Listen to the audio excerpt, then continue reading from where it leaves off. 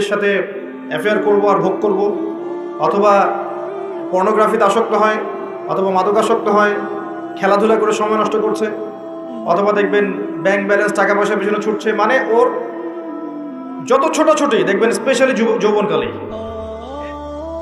যৌবনকালে। এবং এই যৌবন শুধু আপনার না, যুবতীদেরও, বোথ অফ দেম, উভয়ই জানে না জীবনের উদ্দেশ্য কি। অন দ্য আদার হ্যান্ড মেয়েকে দেখবেন সারাদিন মেকআপ, পার্লার, এই ফ্যাশন, ওই ফ্যাশন, এই ড্রেস, ওই ড্রেস, টিকটক, ফেসবুক, ইউটিউবিং, এগুলোতে ব্যস্ত আছে। বসে বসে নিজেই হাসছে, নিজেই ছবি তুলছে, নিজে নিজে হাসছে একা একা। মানে হাসির কোনো কারণ নাই, এমনি একা বসে আছে, এটা হাসলো, ছবি তুলল।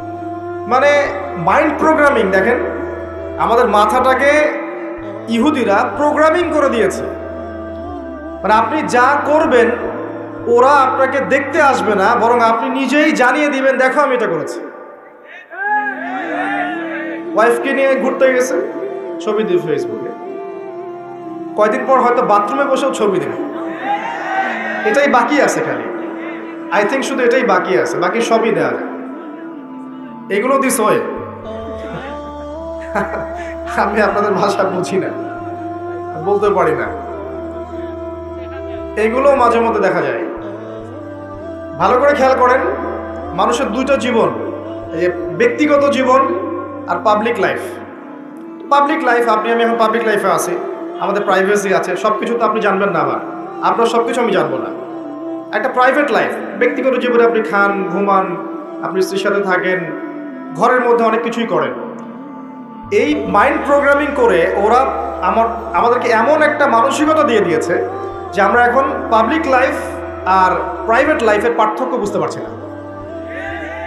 মানুষের প্রাইভেট লাইফকে আমরা পাবলিক করে দিচ্ছি, ব্যক্তিগত জীবনে যা করছে সব ঢেলে মানুষকে জানাচ্ছে। ওরা কিন্তু জানতে আসছে না, আপনি জানিয়ে দিচ্ছেন ফেসবুকে। এটা প্রোগ্রামিং, একটা মাইন্ড প্রোগ্রামিং। ওদের ওই যুব সমাজও যেমন, যুবতী সমাজও তেমন। দেখবেন এরাও ফ্যাশন, ওই পার্লার, এই গেট আপ, জিন্স, গেঞ্জি, রাস্তায় ঘোরা। তারপরে যদি বুঝায় দেওয়া যায় যে তুমি তো সম অধিকার পাওয়ার যোগ্য, নারী পুরুষের কোনো পার্থক্য নাই, তুমি বাসায় বসে থাকবে কেন? তুমি বেগম রোকেয়ার উত্তরসূরি না? বাসা থেকে বের হও, ঘর থেকে বের হও, মৌলবাদী পর্দার দর্শন বাদ দাও, পুরুষের কাঁধে কাঁধ মিলিয়ে মাঠে নামো, জাতিকে এগিয়ে নাও। তাহলে তো আর কথাই নাই, ওরা হাতি দিতে পারবে না। ও তখন আকাশে উড়বে, মাটিতে হাঁটবে না, আকাশে হাঁটবে। দাজ্জাল, আমি বলেছি দাজ্জাল, ফেমিনিস্ট রেভলিউশন। এই যে feminist revolution is created by মাসিহুদ দাজ্জাল। দাজ্জালের যারা ফলোয়ার্স আছে এরা এই ফেমিনিস্ট রেভলিউশন ক্রিয়েট করেছে। নবী সাল্লাল্লাহু আলাইহি ওয়াসাল্লাম মেরাজের রাতে যখন গিয়েছেন, একজন ফেরেশতা তাকে দেখে হাসেনি, তার নাম মালিক। সূরা যুখরুফের মধ্যে তার কথা আছে। তিনি জিবরাইলকে জিজ্ঞাসা করেছিলেন আলাইহিস সালাম, ও হাসছে না কেন?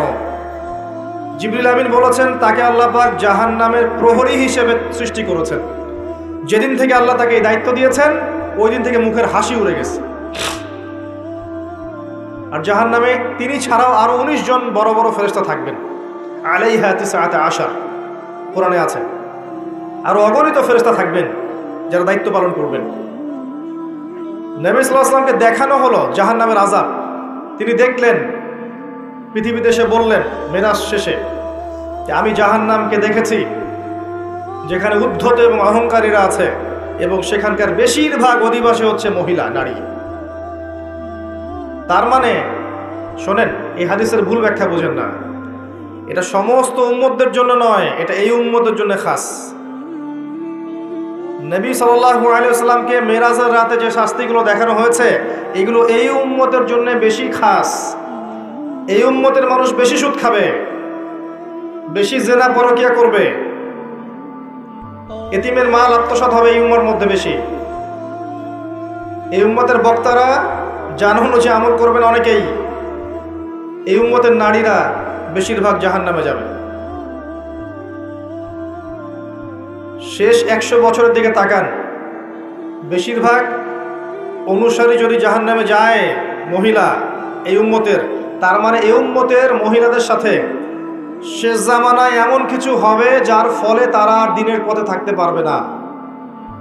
শেষ জামানায় এমন কিছু ওদের সাথে হবে যার ফলে ওরা তাওহীদ, দিনের জ্ঞান অর্জন, সুন্নত, পর্দা, হালাল এই বিষয়গুলো মেনে চলতে পারবে না, প্রতিবন্ধকতার শিকার হবে। আর সেই বিষয়টাই বলেছে আমি আমার ব্যাখ্যায়, এটা হচ্ছে ফ্যামিনিস্ট রেভলিউশন, নারীদের এই অবাধে বেলাল্লাপনা। এটা আজকে থেকে 100 বছর আগে ছিল না। আজকে থেকে 100-200 বছর আগে দিকে তাকিয়ে দেখেন, এরকম পশ্চিমা ধাঁচে সারা বিশ্বে মুসলিম কান্ট্রিগুলোতে মেয়েরা এইভাবে ঘুরে বেড়ায়নি কখন। যারা নারীরা এখন পুরুষের আসন নিয়ে নিয়েছে, আর পুরুষ হয়ে গেছে নারী। পোশাক পরিবর্তন হয়ে গেছে, নারী পুরুষের পোশাক পরছে, মেয়ে নারীর পোশাক পরছে। দেধার সে ফ্রি মিক্সিং, যেখানে যাবেন ফ্রি মিক্সিং, মার্কেটে যান ফ্রি মিক্সিং, স্কুলে যান ফ্রি মিক্সিং। ফ্রি মিক্সিং বোঝেন তো? মানে আপনার পাশে বসে আছে গায়রে মাহরাম, আপনার মনে হবে সে আমার কলিগ। আপনার পাশে বসে আছে একটা গায়রে মাহরাম যার সামনে পর্দা করা ফরজ আল্লাহ করেছেন, আপনার কাছে মনে হবে সে আমার কাজিন, সে আমার সহপাঠী, সে আমার ফ্রেন্ড, সে আমার ভাইয়া, সে আমার টিচার। এটা মনে হবে। আল্লাহ ওদের সাথে পর্দা করা ফরজ করেছে, কিন্তু ওই মেয়ের কাছে মনে হবে এই ব্যাপার। এটা ফ্রি মিক্সিং। স্কুলে ফ্রি মিক্সিং। স্কুলের ছেলেমেয়েরা এখন পর্ন দেখে। স্কুলের ছেলেমেয়েরা বসে বসে, ক্লাসে বসে বসে পর্ন দেখে। এটা সেকুলারদের মিডিয়া থেকে খবরগুলো বলছে, ইসলামিক মিডিয়া তো নাই আমাদের কাছে। সেকুলারদের মিডিয়া থেকে খবরগুলো বলছে, রিপোর্ট হয়েছে এগুলো নিয়ে অনেক, ইউটিউব ঘাটে। ক্লাসে বসে বসে ছেলে মেয়ে পর্ন দেখছে, স্কুলের ছেলেরা, স্কুলের মেয়েরা। আজকে থেকে 50 বছর আগে কল্পনা করতে পারতেন? আমরা করেছি এগুলা? আমরা তো বেশি বয়স না, আমরা করেছি। এখনকার কলেজে যাবেন ফ্রি মিক্সিং, গ্রুপ স্টাডি করতেছে বসে, ছেলে টিচার মহিলাদেরকে পড়াচ্ছে, মেয়েদেরকে পড়াচ্ছে ব্যাচ করে। ছেলে টিচার, মেয়ে টিচার, ছেলেরা ব্যাচ করে পড়ছে। গায়রে মাহরাম, পর্দা করা ফরজ ছিল। বোঝানো হয়েছে সে তো শিক্ষক, আমি তো ছাত্র, সে আমার টিচার, আমি তার ছাত্রী। বাবার মতো সম্মান তার আমার। এই বাবার মতো সম্মান করতে গিয়ে মাঝে মাঝে বাবার ভূমিকায় গায়ে হাতও দিচ্ছে, মা ভালো থাকো।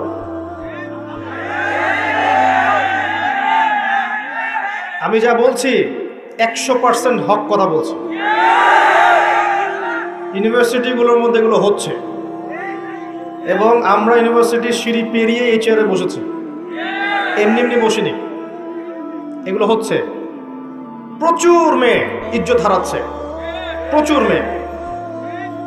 এবং কোনো কোনো ক্ষেত্রে দেখা যায় মহিলা টিচারের সাথে ছেলেদেরও সম্পর্ক হয়ে গেছে, এমন হয়েছে। তাহলে এটা নিশ্চয়ই শিক্ষা ব্যবস্থার উন্নতি, অগ্রগতি, প্রগতি বলতে পারি না আমরা। তাহলে কি শিখালাম আমরা জাতিকে? আমরা আসলে কি শিখছি আর কি শিখাচ্ছি? শালীনতাই যদি শেখাতে না পারলাম, একটা শালীন সমাজ গড়তে না পারলাম, সমাজের মধ্যে বাহির থেকে দেখে মনে হয় সমাজ এগিয়ে যাচ্ছে, ভিতরে দেখা যায় সমাজের কাঠামো ভিত্তিহীন, তাহলে আপনি কি করছেন? একটা জ্ঞান, ইলম শিখতে যাবে মানুষ, ইলম শিখতে গিয়ে যদি এই ঘটনা ঘটে, কি শিখবে আর জাতিকে শিখাবে এটা কি বলেন? এই মেয়ের ইজ্জত হারালো। এই ইজ্জত হারানো মেয়েগুলো পরবর্তীতে কারো না কারো ঘরে তো যাবে। যাদের ঘরে যাবে ওই ছেলেদের উপর জুলুম হলো না? ওই ছেলেগুলো এই মেয়েদেরকে নিয়ে সুখে থাকতে পারবে? আর যদি ওদেরকে ফ্যামিনিস্ট ধাঁচে গড়ে তোলা হয়, এগিয়ে যাওয়া, অগ্রগতি, প্রগতির নাম দিয়ে, পর্দার বালাই নাই, শালীনতার বালাই নাই, ইসলামী নৈতিকতা, মূল্যবোধ, নামাজ, রোজা, হজ জাকাতের বালাই নাই, ওদেরকে ঘরে নিলে কি যুব সমাজ সুখী হবে? সমাজ কাঠামো ধ্বংস করছেন। আমি কোন কথাটা থেকে এই জায়গায় চলে আসলাম? বেশিরভাগ নারী এই যুগের, এই জামানার জাহান্নামে যাচ্ছে, কারণ তাদের সাথে কিছু একটা হচ্ছে এই যুগে যেটা আগে হয়নি। এর ফলশ্রুতিতে তারা পর্দায় থাকতে পারবে না, আল্লাহর বিধানগুলো মেনে চলতে সমস্যা হবে, এবং এক পর্যায়ে তারা জাহান্নামের রাস্তায় হাঁটবে। সতর্ক হয়ে যান। আপনার মাকে সতর্ক করেন, বোনকে সতর্ক করেন, আপনার স্ত্রীকে সতর্ক করেন, আপনার মেয়ে বাচ্চাকে সতর্ক সাবধানে রাখেন। এমন পর্যায়ে পৌঁছেছে যে এমন কোনো সেক্টর নাই যেখানে ফ্রি মিক্সিং নাই, এমন কোনো সেক্টর নাই যেখানে জিনা নাই। কর্মক্ষেত্র যখন এরা পাশ করে কর্মক্ষেত্রে যাচ্ছে সেখানেও কলিগ ফ্রি মিক্সিং। অফিসের বস মাশাআল্লাহ তার কর্মচারী মেয়ে, কর্মচারী মহিলা, অ্যাফেয়ার হয়ে গেল, জিনা হয়ে গেল, কোনো কোনো ক্ষেত্রে ধর্ষণ হয়ে গেল। ইজ্জত বিক্রি করে কি পেটে ভাত ঢোকাতে হয়? নিজের সম্মান সবচেয়ে বড় জিনিস না পেটের ভাত বড় জিনিস? আজকে না খেয়ে থাকলে কালকে আল্লাহ আমাকে খাওয়াবে ইনশাআল্লাহ। আজকে আপনি আপনার ইজ্জত দিয়ে দিলে কাল আপনার ইজ্জত ফিরে আসবে। মানুষ এখন ভিতরের চোখ যেহেতু নাই, জেনারেশনের ভিতরের চোখটা নাই, এই কারণে বুঝতে পারে না আসলে হক কোনটা বাতিল কোনটা। ইজ্জত বিক্রি করে আমাকে ভাত খেতে হবে? এটা বিক্রি করার জন্য কি আমাকে ফোর্স করেছে রাষ্ট্র, সমাজ, বিশ্ব? আমি তো সিদ্ধান্ত নিজেই নিয়েছি। এর বাইরে দেখবেন কোনো কোনো ক্ষেত্রে এই যে পড়াশোনার সমস্যার কথাটা বললাম, এটা কিন্তু অনেক সময় মাদ্রাসাতেও হচ্ছে। কোনো কোনো ক্ষেত্রে এই রিপোর্টও আমাদের কানে আসে যে মাদ্রাসাতেও এরকম ছাত্রী ধর্ষণের শিকার হয়েছে এবং কোনো কোনো ক্ষেত্রে এরকম ঘটনা ঘটেছে। এবং যখন যদিও ঘটনাগুলো কম, ওদের তুলনায় ঘটনা নিতান্তই কম, তারপরে মিডিয়া যখন হাইলাইট করবে তখন এটাকে বেশি হাইলাইট করবে। তবে এখানে 1% হওয়ার সুযোগ ছিল না। এখানে যেটা হচ্ছে সেটা নিঃসন্দেহে এই মানুষগুলোর তাকওয়ার কমতির কারণে হচ্ছে এবং ভুল সিস্টেমের কারণে হচ্ছে। মেয়েদের মাদ্রাসায় পুরুষের অনুপ্রবেশ দেওয়া যাবে না। প্রত্যেকটা টিচার, স্টাফ, এভরিবডি সেখানে মহিলা হতে হবে। আর ছেলেদের মাদ্রাসায় ওখানে আপনি মেয়ের অ্যাক্সেস দিতে পারবেন। প্রত্যেকটা টিচার, স্টুডেন্ট সেখানে ছেলে হতে হবে। এই সিস্টেমে যখন স্কুল, কলেজ, মাদ্রাসা চলবে তখন জেনামুক্ত পরিবেশে আমাদের সন্তানরা পড়াশোনা করতে পারবে ইনশাআল্লাহ। পড়াশোনা করতেই যদি জেনা করতে হয়, ওই জ্ঞান দিয়ে সে কীভাবে জাতিকে এগিয়ে নিবে বলেন তো? এরপরেও গিয়ে কর্মক্ষেত্রে জেনা করছে। আপনি যেখানে যাবেন সেখানে রেভলিউশন। ব্যাংকে যান, মেয়ে বসে আছে। বাজারে যান, মেয়ে বসে আছে। দোকানদারিতে মেয়ে বসে আছে। রাস্তাঘাটে হাঁটবেন, মেয়ে ঘুরে বেড়াচ্ছে সবখানে। আল্লাহ এবং তার রাসূল কখনো বলেননি যে মেয়েরা তাদের অধিকার পাবে না এবং তারা তাদের কর্মক্ষেত্রে স্বতন্ত্র স্বাধীন থাকবে না, এটা কখনো বলা হয়নি। আল্লাহ এবং তার রাসূল এতটুকু বলেছেন তারা তাদের ক্ষেত্রে স্বতন্ত্র স্বাধীন, ফ্রি মিক্সিং চলবে না। ফ্রি মিক্সিং মানে কি নারী পুরুষের অবাধ মেলামেশা চলবে না। তারা তাদের ক্ষেত্রে কাজ করবে, তাদের ক্ষেত্রে পড়াশোনা করবে, তাদের ক্ষেত্রে আর যা যা সেক্টর আছে করবে। সেখানে ছেলের অনুপ্রবেশ থাকবে না এবং সেটা হবে নিরাপত্তার সাথে, পর্দার সাথে। এটা কি আল্লাহর অপরাধ? তার রাসূলের অপরাধ? সমাজ কাঠামো কি আল্লাহ রাসূলের চেয়ে আমি বেশি বুঝি? যখন এই কাঠামোটা ভেঙে গেল তখন ফ্রি মিক্সিংয়ের মধ্য দিয়ে দিন দিন জেনা বাড়লো, ধর্ষণ বাড়লো, আপনার এই যে পরকীয়া বাড়লো। পরকীয়া তো বাড়বেই। এগুলোর পরে আবার যখন বাসায় ফিরে যাবে, বাসায় দেখবেন বিভিন্ন টিভি চ্যানেল চলছে যেগুলোর ঘটনাগুলোর সাথে, সিরিয়ালের ঘটনাগুলোর সাথে বাস্তবতার আদৌ কোনো সম্পর্ক নেই। বাস্তবতা আলাদা জিনিস, ওই ঘটনা আলাদা জিনিস। ওখানে গিয়ে দেখবেন দুনিয়ার পশ্চিমা সভ্যতার এবং ভারতীয় সভ্যতার যত রকমের মিউজিক আছে, আপনার মুভিজ আছে, সিরিয়াল আছে, এগুলো দেখতে ব্যস্ত হয়ে গেল, রিমোট নিয়ে বসে আছে। সবখানে এমন যে বাঘের কাছ থেকে আপনি খাবার কেড়ে নিতে পারবেন, বাসার মা বোনদের কাছ থেকে রিমোট কেড়ে নিতে পারবেন না। দেখতেই থাকবে 11টা 12টা বেজে যাচ্ছে। স্বামী ভাত চাইলে সেটা পরে, আগে শেষ করি এটাই লাস্ট, এটা দেখে যাবো ভাত দিতে। এক পর্যায়ে এটা দিয়ে কি হচ্ছে? এটা দিয়েও মাইন্ড প্রোগ্রামিং হচ্ছে। ওই অবাস্তব জগৎটাকে তখন বাস্তব বলে মনে হবে। ওখানে সে পরপুরুষকে দেখছে, ওদের সংস্কৃতি শিখছে, ওদের গেট আপ দেখছে, ওদের ড্রেসগুলো বানানোর চেষ্টা করছে, ওদের আদর্শ সে নিজের মধ্যে লালন করছে, আবার মুখে সাক্ষীও দেয় যে আমি একজন মুসলিম। এই আদর্শগুলো যখন লালন করে আবার পরিবারে ফিরে আসবে তখন তো ফাসাদ হবেই, কারণ বাস্তবতা এটা তো আলাদা জিনিস। বাস্তবে আমি একজন মুসলিম, বাস্তবে আমি একজন তাওহীদপন্থী, বাস্তবে আমি সুন্নাহ মেনে চলবো, বাস্তবে আমার নেতা মুহাম্মদ সাল্লাল্লাহু আলাইহি ওয়াসাল্লাম, বাস্তবে আমার ধর্ম ইসলাম, যেগুলোর সাথে এগুলোর কোনো সম্পর্ক নাই, তখন তো ফিকশন হবেই। আর এই পরিবারগুলোর মধ্যে যখন দেখবেন সন্তান গড়ে উঠছে, মাশাআল্লাহ সন্তানও হবে পিতামাতার মতোই, সুবহানাল্লাহ। এই হচ্ছে বাস্তবতা। তো এই নারীদের এই অবাধ বেহায়াপনার কারণেই শেষ জামানায় বেশি বেশি নারী জাহান্নামের পথে হাঁটবে। এই নারী আপনার ঘরে আছে, আমার ঘরে আছে, আগামী প্রজন্মতেও আসবে। যারা আছে ওদের ব্যাপারে সতর্ক হয়ে যান, যারা আসছে তাদের ব্যাপারে সতর্ক হয়ে যান। মেয়েকে ছোট্টবেলা থেকে তারবিয়ত দিয়ে বড় করেন।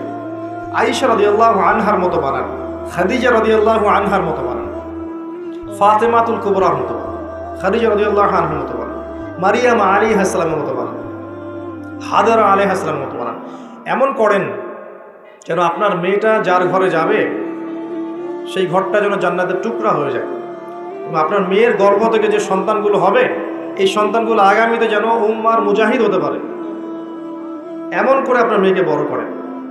সকালে এখানে লেকচার দিয়েছিলাম, মনে হয় সকালে বলেছিলাম যে ওই যে ইসমাইল আলাইহিস সালাম যাকে বলা হচ্ছে তোমাকে জবাই করব, মনে আছে? তিনি বলেছেন কি, সাতাজিদুনি ইনশাআল্লাহু মিনাস সাবিরিন ইফআল মা তুমার। বাবা আপনাকে যে আদেশ করেছেন আল্লাহ আপনি তাই করেন, আমাকে ধৈর্যশীল পাবেন ইনশাআল্লাহ। বয়স আমার চেয়ে মিনিমাম 15 বছর কম হবে তার। এই বয়সের একটা বাচ্চা এই কথা বলছে। আমার বলার পয়েন্ট হচ্ছে এই বাচ্চাটাকে তার মা মানুষ করেছে, তার বাবা মানুষ করেনি। ইসমাইল আলাইহিস সালামকে গড়ে তুলেছেন তার মা, তার বাবা নন। যদি আপনি ইসমাইল আলাইহিস সালামের মায়ের মতো মেয়ে, বোন, স্ত্রী পান বা তৈরি করতে পারেন, তখন গিয়ে আপনি দেখবেন ইসমাইলের মতো সন্তান হবে ইনশাআল্লাহ। তার আগ পর্যন্ত সম্ভব না। এই ফ্যামিলিস্ট রেভলিউশনের মহিলাদের গর্ভ থেকে আপনি খালিদ বিন ওয়ালিদ, ওমর ইবনুল খাত্তাব, ইসমাইলের মতো সন্তান যাচ্ছেন। এখানে আপনি বলিউড হলিউডের নায়কের মতো সন্তান পাবেন, এর বেশি কিছু আশা করতে পারেন না। এরপরে যদি এদেরকে আল্লাহ হেদায়েত দেন সেটা আলাদা বিষয়। এবার আসেন আমি আলোচনা একটা পয়েন্টে গিয়ে এই জায়গা থেকে শেষের দিকে যাচ্ছে, এই অংশটুকু ভালো করে বোঝো। আমরা যে 5টা প্রশ্ন ছিলাম যে জীবনটা কিভাবে কাটিয়েছো, যৌবনটা কিভাবে কাটিয়েছো, তারপরের প্রশ্ন করবেন আল্লাহ পাক উপার্জন কোন পথে করেছো, 4 নাম্বার প্রশ্ন করবেন কোন পথে ব্যয় করেছো, আর 5 নাম্বার করবেন জানা অনুযায়ী আমল করেছো কিনা। এই 5 প্রশ্নের উত্তর না দেওয়া পর্যন্ত কিয়ামতের মাঠেও কেউ আমল নামা ডান হাতে পাবে না, হিসাব নিকাশ শুরু তো হবে না তার, বা আগাতে পারবে না, পুলসিরাতও পার হওয়ার সুযোগ দেওয়া হবে না, এবং চিরস্থায়ী জান্নাত জাহান্নামের ফয়সালাও হবে না, দাঁড়িয়েই থাকতে হবে। এখন প্রশ্ন হচ্ছে যে এই ফিতনাময় পরিবেশে কিভাবে আমরা এমনভাবে চলতে পারি যার ফলশ্রুতিতে আমরা ওই প্রশ্নগুলোর উত্তর দিতে পারবো। এটাই সবচেয়ে বড় চ্যালেঞ্জ, তাই না? সবচেয়ে বড় চ্যালেঞ্জ এখন এটাই। কারণ আমরা আজকে শিখে ফেলেছি অলরেডি যে আপনার আমার আত্মা মরবে না। আমরা শিখে ফেলেছি অলরেডি যে আমাদেরকে দুনিয়ার জীবনটা দেওয়া হয়েছে পরীক্ষা করার জন্য। আমরা শিখেছি এরপরে আমাদের জন্য চিরস্থায়ী জীবন আসছে, এই জীবনটা শেষ নয়, মৌত সবকিছু শেষ নয়। আমরা এটাও জেনেছি যে এই 3টা আর 5টা 8টা প্রশ্নের উত্তর আপনাকে আমাকে সবাইকে ফেস করতে হবে, কেউ বাদ যাবে না। একদম ইসরায়েলের প্রেসিডেন্ট থেকে শুরু করে আপনি আমি পর্যন্ত, ওই বিশ্ব নেতা থেকে শুরু করে আপনি আমি পর্যন্ত, এই বিশ্বের প্রত্যেক নেতা, প্রত্যেক কর্মী, প্রত্যেক ধর্মনেতা, প্রত্যেক বিশ্ব নেতা, প্রত্যেক পলিটিক্যাল নেতা, প্রত্যেক হিউম্যান বিং, অর্থনৈতিক নেতা, সামাজিক নেতা, হুএভার হি ইজ, সে যেই হোক না কেন, তাকে এই 8টা প্রশ্ন ফেস করতেই হবে, যেই হোক না কেন। আল্লাহ কাউকে দেখে বাজ বিচার করবেন না। এবার আসেন কিভাবে সম্ভব এগুলো উত্তরে যাওয়া। 1 নম্বরে আসি, যদি আপনি আমি শিরিক না করি, শোনেন আমার কথা, আপনি আমি যদি শিরিক না করি তাহলে মান রব্বক উত্তর দিতে পারবেন ইনশাআল্লাহ। শিরিক কি, কেন, কত প্রকার শেখার জন্য একটা বইয়ের নাম বলে দিচ্ছি, কিতাবুত তাওহীদ। এই বইয়ের অনেক প্রকাশনা সংস্থা থেকে ছাপানো হয়েছে এবং ব্যাখ্যা করা হয়েছে। কিতাবুত তাওহীদ অনলাইনে খুঁজবেন, অফলাইনে কিনবেন। আমি রিকোয়েস্ট করব সবার বাসায় একটা করে লাইব্রেরি করবেন, পারবেন না? প্রত্যেকের বাসায় একটা করে লাইব্রেরি করবেন, পার্সোনাল লাইব্রেরি। সেখানে কোরআনের তাফসীর কিনবেন, হাদিসের বইগুলো কিনবেন, ইতিহাসের বইগুলো কিনবেন, ফিকহের বই কিনবেন, রাসূলের সিরাতগুলো কিনবেন, সাম্প্রতিক বিশ্বের বইগুলো কিনবেন। একটা পার্সোনাল লাইব্রেরি আপনার থাকবে, যেখানে আপনি প্রতিদিন 1 ঘন্টা 2 ঘন্টা সময় ব্যয় করবেন। এই ফোনটা বন্ধ করে রেখে দিন। ওইখানে যখন বসবেন ফোন অন করবেন, ফোন অন করবেন না, ফোন বন্ধ থাকবে। আপনি 2 ঘন্টা পড়াশোনা করবেন, তারপরে বেরোবেন। পারবেন না? মাসে 5,000 টাকার বই কিনবেন, পারবেন? 5,000 টাকা আপনার গার্লফ্রেন্ডের পিছনে যায় মাসে, পারবেন না বই কিনতে? ফোনের পিছনে যায়, মেগাবাইট কিনতেও দেখবেন হাজার হাজার টাকা যায়। আসেন, তাওহীদে থাকতে হবে। শোনেন, যে আদর্শ লালন করে শাহজালাল রাহিমাহুল্লাহ এই অঞ্চলে জালেম শাসক এই গৌর গোবিন্দর বিরুদ্ধে যুদ্ধ করেছেন, তরবার হাতে নিয়েছেন, মাজলুমের অধিকার ফিরিয়ে দিয়েছেন। আপনাদের এই জায়গাটা বরকতময় হয়ে গেছে মাশাআল্লাহ। গ্যাসের পরে আসে তেল, এরপর আসবে তেল, তেলের আগে গ্যাস আসে। আপনাদের চা বাগান, আপনাদের এখানে বৃষ্টি, আবহাওয়া, পরিবেশ, মানুষের মধ্যে একটা রুহানি ভাব, বেশি বেশি নামাজি, আতর আগর, কত নিয়ামত দিয়ে আপনাদেরকে ভরে রেখেছেন আল্লাহ পাক। চিন্তা করেছেন? ওই যে মানুষগুলো এখানে আধ্যাত্মিকতা নিয়ে এসেছিলেন, তাদের এই রুহানি প্রভাব এখনো আছে এখানে। একই ফ্লেভার আপনি পাবেন, মদিনায় যান সেখানে ফ্লেভার পাবেন, ওখানে আধ্যাত্মিক পরিবেশ পাবেন। আমি বাগেরহাটে গিয়েছিলাম খান জাহান আলী রাহিমাহুল্লাহ ওনাদের ওখানে প্রোগ্রাম করতে, ওখানেও দেখবেন একটা রুহানি একটা ফ্লেভার আছে। আগেকার যে মানুষগুলো ছিলেন আল্লাহওয়ালা, মুজাহিদ, মুজাদ্দিদ, আলেম, ফুকাহায়ে কেরাম, ওলামায়ে কেরাম, নূরওয়ালা মানুষ, বসিরাওয়ালা মানুষ, তাসকিয়াওয়ালা মানুষ, তাদের একটা রুহানি পরিবেশ থাকে, একটা প্রভাব থাকে, রোগ থাকে। আপনাদের অঞ্চলে নিঃসন্দেহে আছে, কোনো সন্দেহ নেই। আপনাদের অঞ্চলে মানুষ অন্য অনেক অঞ্চলের মানুষ হচ্ছে বেশি নামাজি, বেশি আল্লাহকে ভয় করে, বেশি জাকাত দেয়, বেশি তাকওয়া আছে, দিনকে ভালোবাসে অন্য অঞ্চলের চাইতে। আমি দেখেছি, আমি প্রমাণ করছি। কারণ আছে এই প্রভাব। ওই মানুষরা যে প্রভাবে এখানে এসেছেন, যে মজলুমদের সহযোগিতা করতে, জালেমের শিকড় উপড়ে ফেলতে, সেই মানুষের কবরকে কেন্দ্র করে আজকে মানুষ কি না করছে।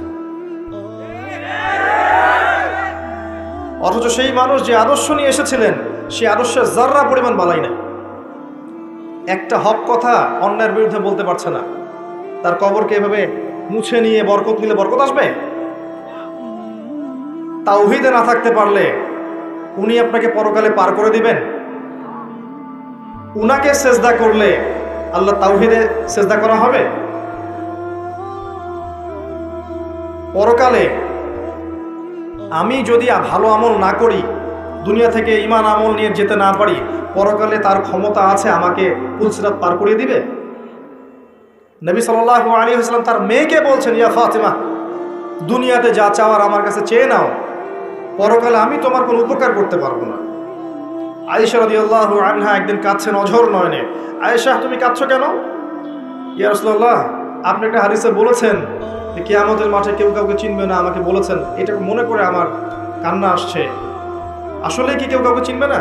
নবীজি বললেন, কয়েকটা জায়গা আছে আয়েশা, যখন আমি তোমার কথা মনে রাখতে পারবো না, আমি তোমার স্বামী তোমার কথা মনে রাখতে পারবো না। যখন আমল নামা ছুড়ে দেওয়া হবে, মানুষ খালি ইয়া নাফসি বলবে যে আমল নামা কোন দিক দিয়ে আসে। যখন পুলসিরাত মানুষ পার হবে, সবাই ইয়া নাফসি বলে আমার কি হবে, আমার কি হবে, কেউ কারো কথা মনে রাখবে না।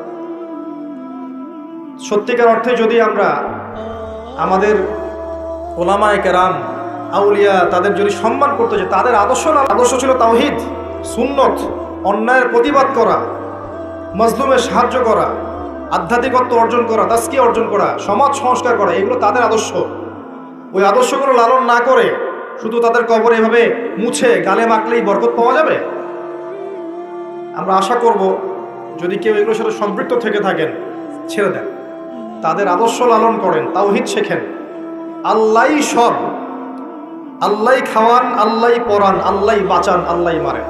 আল্লাহ ইবাদত পাওয়ার যোগ্য, তিনি সেজদা পাওয়ার যোগ্য, তিনি দোয়া পাওয়ার যোগ্য, তার জন্যই কুরবানি, তার জন্যই নজর মানো, তার জন্য সবকিছু।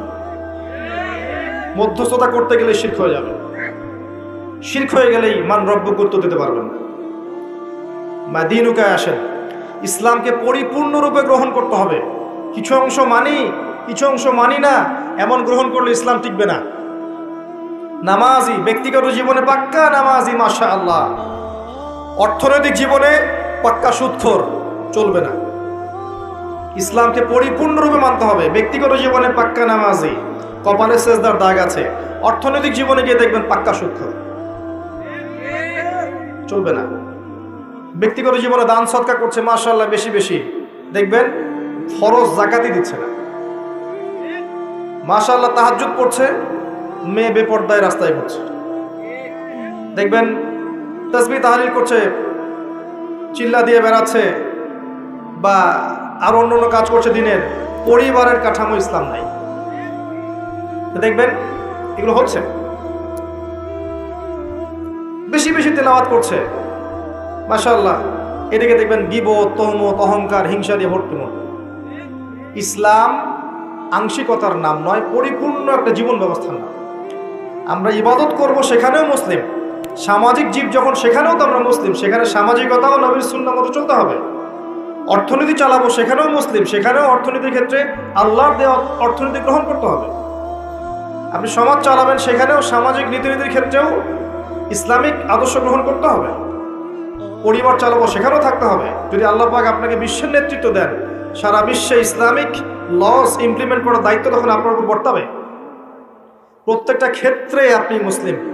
শুধুমাত্র ধর্মীয় জীবনে মুসলিম আর অন্য জীবনে আমি মুনাফিক কাফের হয়ে থাকবে, এমন হবে না। যদি হয় মা দিনুক, অ্যান্সার আসবে না। মা দিনুক, অ্যান্সার আসবে না।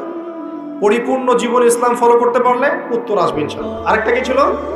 মান হাযা রাজুল বুইসা ফীকুম, এই ব্যক্তিকে যাকে পাঠানো হয়েছিল। বিশ্বাস করেন এই পৃথিবীতে কেউ যদি আল্লাহর রাসূল সাল্লাল্লাহু আলাইহি ওয়াসাল্লামকে বাদ দিয়ে, তার সুন্নতকে বাদ দিয়ে অন্যর আদর্শ ফলো করা শুরু করে, সে উত্তর দিতে পারবে না। করণীয় কি? খুব সহজ, খুব সহজ। ইস্তেগফার করেন, আস্তাগফিরুল্লাহাল্লাযী লা ইলাহা ইল্লা হুয়াল হাইয়ুল কাইয়ুম ওয়া আতুবু ইলাইহি, তওবা করে ফিরে আসেন। আগামীকাল সকাল থেকে ঘুম থেকে ওঠা থেকে নিয়ে ঘুমানো পর্যন্ত প্রত্যেকটা কাজ আপনি নবীর সুন্নাহ মতো করার চেষ্টা করেন। ঘুম থেকে ওঠেন, দোয়া পড়েন। বাথরুমে যান, দোয়া পড়েন। বের হন, দোয়া পড়েন। খাইতে বসেন, দোয়া পড়েন। খাওয়া শেষ, দোয়া পড়েন। নামাজে যান, হেঁটে হেঁটে যান, নামাজটা তার মতো ধীর স্থিরভাবে পড়েন। বসে থাকেন, জিকির আজগার করেন। জিকির আজগার শেষ, তেলাওয়াত করেন এক পারা করে আপনি স্কুলে চলে যান, কলেজে যান, চাকরি ক্ষেত্রে যান, ব্যবসায় যান, সেখানে আমানতদারিতা বজায় রাখেন, ইসলামিক নৈতিকতা বজায় রাখেন। বাসায় ফিরে আসেন, পরিবারকে ইসলামের মতো সময় দেন, রাতে আবার ঘুমিয়ে যান। সারা দিন ইবাদত, সারাটা দিন ইবাদত। আপনি লেখাপড়া করছেন, এমন জ্ঞান অর্জন করেন যেই জ্ঞান দিয়ে আপনি দিনের খেদমত করতে পারবেন। আপনি ব্যবসা করছেন, আমানতদারিতা বজায় রেখে, কাউকে না ঠকিয়ে, মাপে কম না দিয়ে, সিন্ডিকেট না করে ব্যবসা করেন, নেকি হবে। আপনি পরিবার চালাচ্ছেন, পরিবারটাকে ইসলামিক পরিবারে গড়ে তোলেন, আপনার পরিবারটাই জান্নাতের টুকরা। আপনি আলেম, মাদ্রাসায় পড়াচ্ছেন, আপনি খুলুসিয়াত রেখে মাদ্রাসায় তালিম দিতে থাকেন, প্রত্যেকটা দিন আপনার ইবাদত। আল্লাহ আপনি আরো বড় ক্ষমতা দেন, সেখানে বসে আপনি দিনের জন্য কিছু করেন, ইবাদত। মুমিনের প্রতিটা কাজই ইবাদত, যদি সে নবীর তরিকা মতো করে। যদি করে তবেই উত্তর দিতে পারবে, হ্যাঁ ওই ব্যক্তি হচ্ছেন মুহাম্মদ সাল্লাল্লাহু আলাইহি ওয়াসাল্লাম। তার আগ পর্যন্ত পারবে না। যদি অন্যের আদর্শ গ্রহণ করে কি হবে শোনেন। যদি অন্যের আদর্শ গ্রহণ করে, তাহলে আল্লাহ পাক বলেছেন সূরা ফুরকানের মধ্যে, ইয়াউমা ইয়াউদ্দু যালিমু আলা ইয়াদাইহি, জালেমরা ওই দিন তাদের হাত এভাবে কামড় দিবে, হাত কামড় দিতে থাকবে এবং বলবে, ইয়া লাইতানি ইত্তাখাযতু মা'আর রাসূলি সাবিলা, হায় আমি যদি রাসূলের সাবিল বা পথ গ্রহণ করতাম কতই না ভালো হতো। ইয়া ওয়াইলাতা লাইতানি, হায় আমার দুর্ভাগ্য, লামাত্তাখিয ফুলালান খলিলা, আমি যদি ওকে বন্ধুরূপে গ্রহণ না করতাম। আজকে যদি আমাদের আদর্শ হয় পশ্চিমারা, আজকে যদি আমাদের আদর্শ হয় পশ্চিমার কোনো নেতা, তাদের কোনো অ্যাসোসিয়েশন, তাদের কোনো সংগঠন, বা জিউজরা বা মোশরেকরা বা বুদ্ধিস্টরা বা খ্রিস্টানরা, কোশ্চিনকালেও সে মান নবীকে উত্তর দিতে পারবে না। আজকে যদি আমরা তাদের সংস্কৃতি ফলো করি, তাদের ইকোনমি ফলো করি, তাদের পলিটিক্স ফলো করি, তাদের এই ফিলোসফিগুলো ফলো করে চলি, তাদের আদর্শ ফলো করে চলি, আমরা কোশ্চেনগুলো উত্তর দিতে পারবো না উনি হচ্ছেন নবী মুহাম্মদ সাল্লাল্লাহু আলাইহি ওয়াসাল্লাম।